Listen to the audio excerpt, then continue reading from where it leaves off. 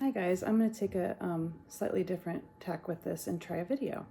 Soraya, thank you so much for leading the discussion this week. And in answer to your question, I'm going to take just a slightly different, because I think we're all going to talk about emotional abuse, which I think is really important. I want to say that the video from I apologize, I didn't get her name. The Nigerian woman, it was about a half-hour long video, I found to be really, really important and has really stuck with me this last few days. I identified it in the second half of her video. She talks about all the different signs of emotional neglect.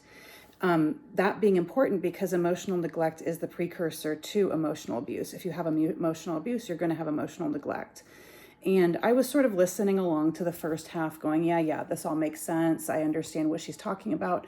And then she started talking about the symptoms that you might have if you have been emotionally neglected by your caregiver or caregivers. And darn if I didn't just identify with the vast majority of them.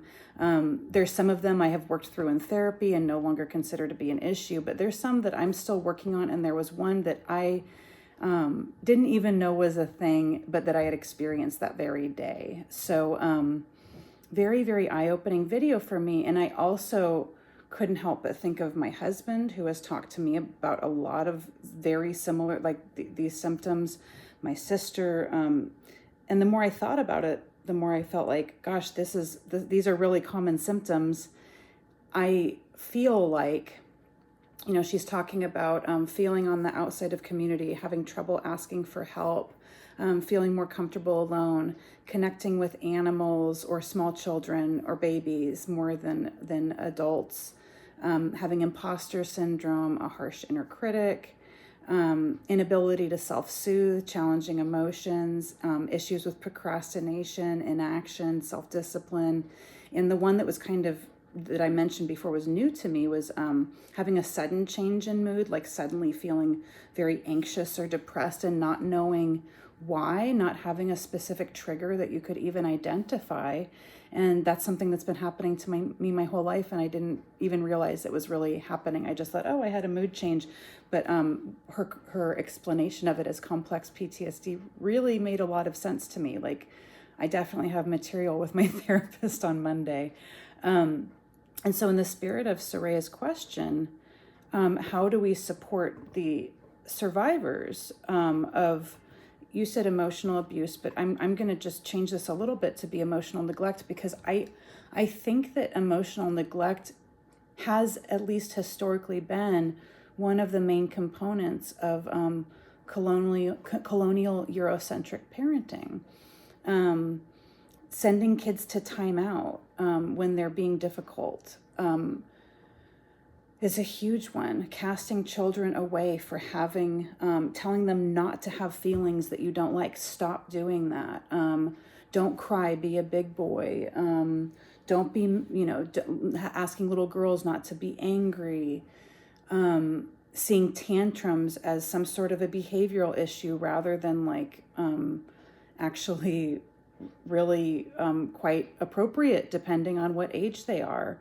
And that we also don't raise children in community. And so you have parents doing their best when those parents probably also were emotionally neglected and don't know how to self-soothe themselves and are just doing their absolute best. That's what she said in the video too, was that your parents are doing their best. We don't know better and then do something different most of the time. And so in terms of supporting people, I feel like what I want to do is raise awareness of this. Like, I really feel like there's a lot of shifts and changes in parenting movements. I know I've talked about this a lot over this last year that we've been in a cohort together. Some people call it gentle parenting, emotionally intelligent parenting. I think there's the more appropriate name for it, I think, is authoritative parenting. Rather than authoritarian, it's authoritative. And all of these make a lot of space for a kid to just learn how to identify and deal with their emotions and to feel still loved and held and cherished despite the challenging emotions that come up, I think that could really make for less dysfunctional adults. I feel like I'm going to die on that hill. Like, I really just keep hammering this, and I want to keep talking about it and raising people's awareness that the traditional way, the kind of, especially white, but not always, colonial, domineering way that we raise kids is very, very, very damaging.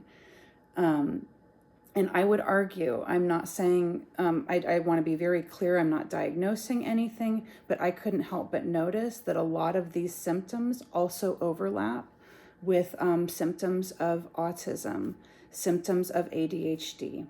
And so in the spirit of Nadine Burke Harris's book that we're reading, she talks about how many kids, they're wanting an ADHD diagnosis, but there's actually trauma that's happening in their lives. And so I just want to kind of point out that we may be seeing a lot of symptoms in people because of the way that kids are traumatized in childhood, which is, obviously that's the class we're taking here. Anyway, let me know your thoughts if this makes sense. But yeah, I found this week to be very, very thought-provoking, and it's spurred a lot of discussions between me and my husband and sister and friends.